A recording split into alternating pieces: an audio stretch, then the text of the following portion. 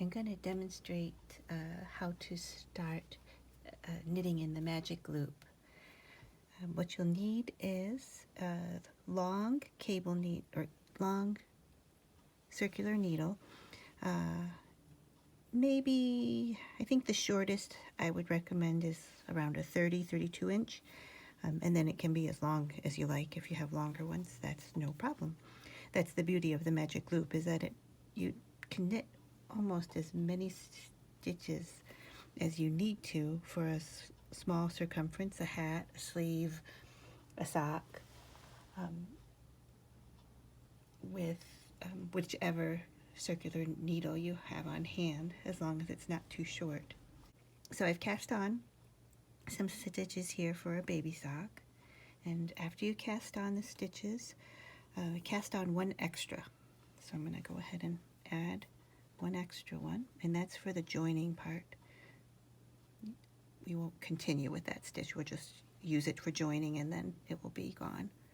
Alright, so then you have your required number of stitches plus one, and if you move all those stitches onto the cable part of your needle and you get about halfway and sort of separate those stitches a little bit and bend your cable slightly, you can pinch that portion of your cable and hold on to your stitches and pull the cable through like so. And then for this joining method, you can pull them all the way up onto the rigid parts of your needle. So I'm going to slide these all the way up close to the tips. And with any method for joining into the round, you want to double check that your stitches are not going to be twisted. So I've got all the purl bumps of my cast on here. They're all facing the same direction, not wrapping around the needle. And then in between the two needles, you can see, well, I don't know if you can see, but that is not twisted there. And then these purl bumps on this side are also not wrapping around the needle. They're all aligned together. So those purl bumps are going to be to the inside of my work. And you'll remember that I cast on one extra stitch over here. So what I'm going to do is slide these close to the tips, and I just like to use my fingers to do this part. Take the extra stitch and move it from one needle onto the other needle, like so. Okay, so this is the extra stitch jumped over here, and then this is the first stitch on my other needle. And what I'm going to do is I'm going to take that stitch and leapfrog it over that one I moved. It's a little fiddly, but you can manage it if you're not trying to do it on a camera. Alright, there. So then that stitch came off. That's it right here. And then this is the stitch that I moved from the back needle to the front needle. And then just snug up your working yarns, your tail and your working yarn a little bit. Wiggle it to tighten up that stitch that jumped off. Alright, and then once you're connected, now I'm connected in between on this end as well as the other end here. Keep your stitches on the front needle, but pull the second needle, the back needle, through so that you have enough cable or cord that you can turn this needle so it's point to point with your other needle. And then find your working yarn, and you can begin to work your stitches from the front needle. The little socks I'm making want to have a little bit of a rib for a couple of rows. So I'm going to work a 1 by 1 rib for a few rows. So bear with me as we work across this front needle.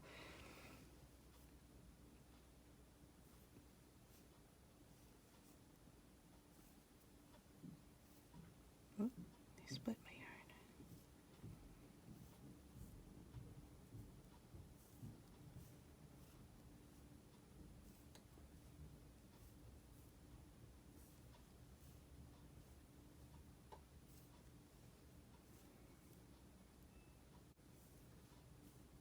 You can also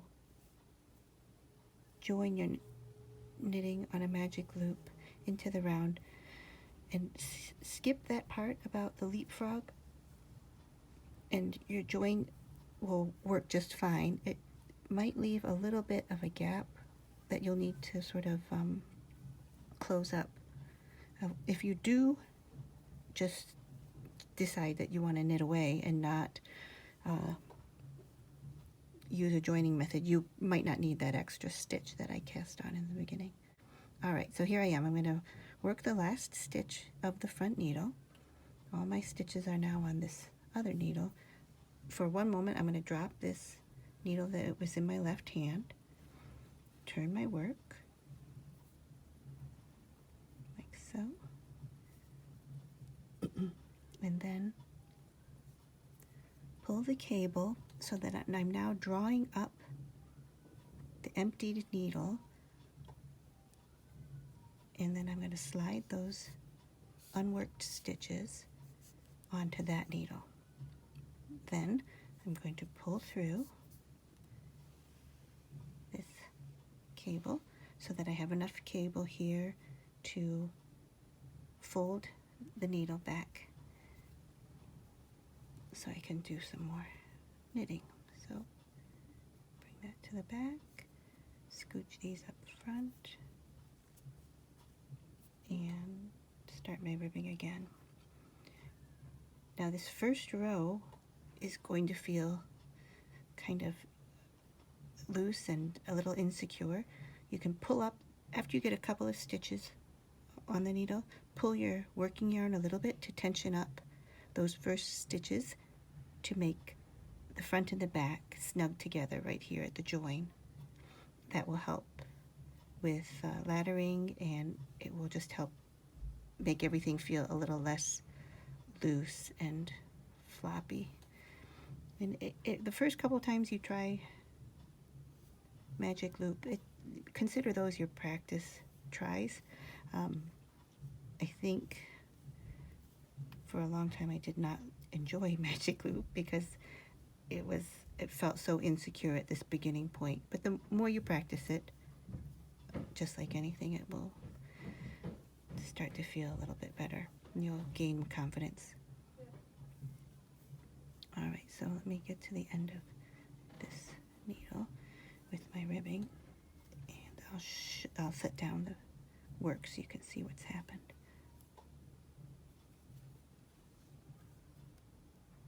Oops.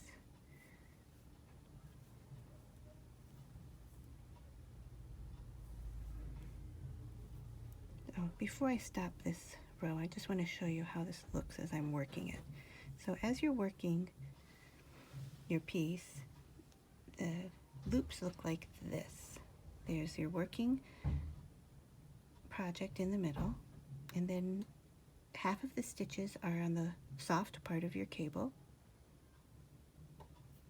kind of on this side of the loop. Then there's the loop over here, and the needle that you're working onto to the right, and to the left is the cable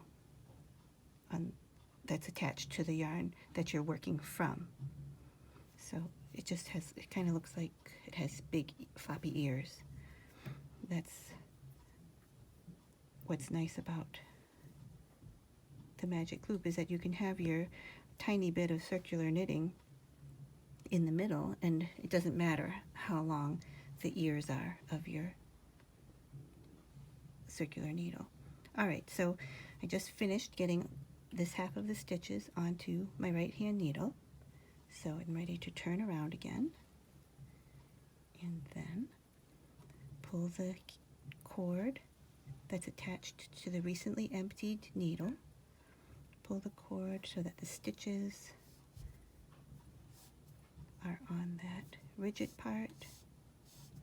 Once they're on the rigid part, you can then pull the other needle through until you can turn your needle and be ready to work the next bunch of stitches. And then you just begin knitting. After the first two, oops, I split that. After the first two, I tug it a little bit to make sure that the join is going to have a minimal ladder, and then work away. I'm going to stop again in the middle of this row to show you what this looks like on the floppy ears. And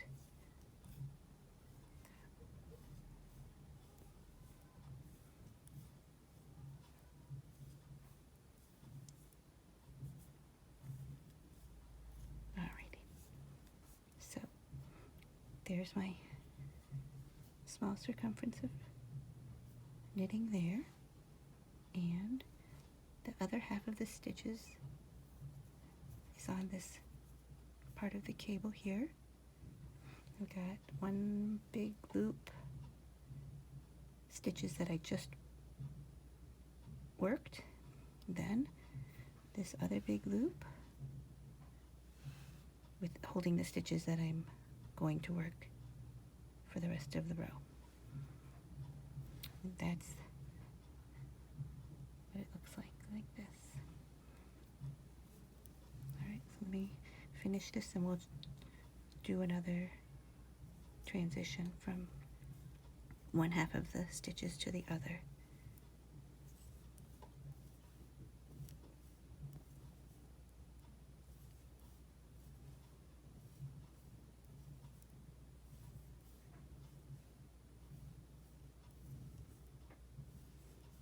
Alright, so I've emptied this needle on the left.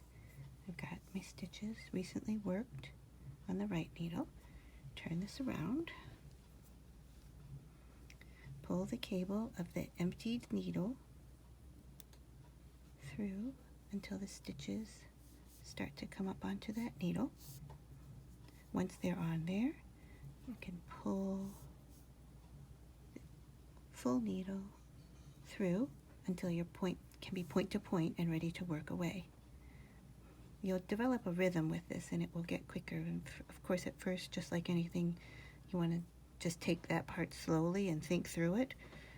And then after you've done it for a little while, you'll develop a rhythm and it will start to feel like second nature, I promise. Okay, so that is Magic Loop for knitting in the round on small circumference with a long circular cable needle. So I finished that row, and then I wanted to show you when I split the stitches between the front needle and the back needle way back in the beginning, I kind of eyeballed what I thought was the halfway point, and I just happened to get it right that time. But if along the way you decide that you want to or need to have just a certain amount of stitches on the front and the back, you want your looping to be at the halfway point, what you can do is bring all of your stitches back onto the cable, to the soft part of your needle, and pull it until the loop disappears. So you've got your needles over here, the cable, and your loop is in your work. And then you simply count your stitches and find your halfway point. So 2, 4, 6, 8, 10, 12, 18, 20. Right here is where I want my loop to be if I'm half and half. And so then you just hold on to that part of the cable. The stitches go on one side and the other, and then you draw through your cable. My working yarn is attached to, that's my tail, my working yarn is attached to this needle that's here. So I want to turn this so that I can bring the stitches that need to be worked next up onto the rigid part of the needle, pull this cable through so that I am ready to knit away, and then bring the working yarn to be ready to knit.